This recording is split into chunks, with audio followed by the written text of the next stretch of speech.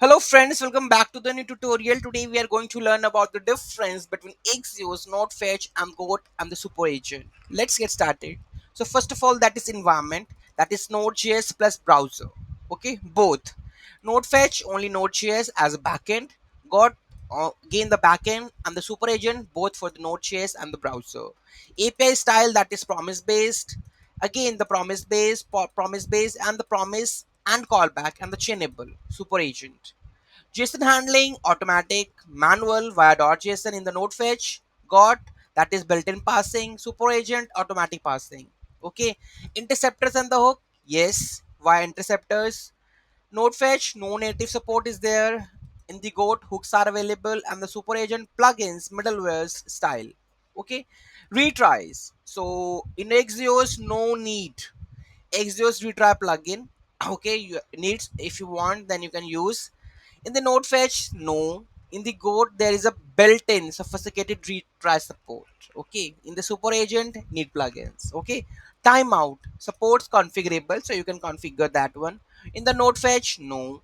In the goat, advanced timeout options we have. In the Superagent, that we have basic support they have. Okay. Streaming support is moderate in the Axios. In the node fetch, it is yes, and in the goat it is yes built in, and the Superagent yes. Next we have HTTP2 support via adapter, no, yes, and likely no in the Superagent. Browser compatibility excellent in the Axios. In the node fetch definitely no because it's only Node.js.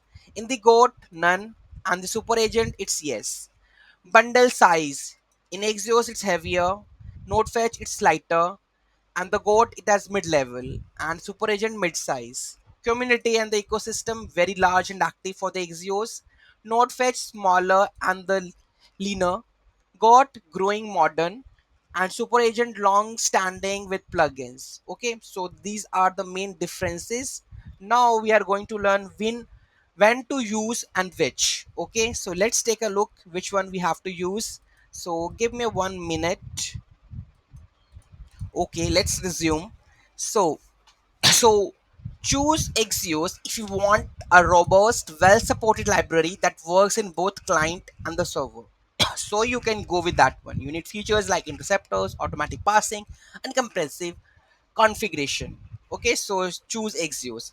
Go with Node Fetch for the simple, lightweight node shares. Scripts for microservices with minimal is key. Okay, then you go with the node fetch, right? Use goat if you are building backend services, need powerful features like retry logic, rich timeout control, and streaming all in node.js. So then you can use goat.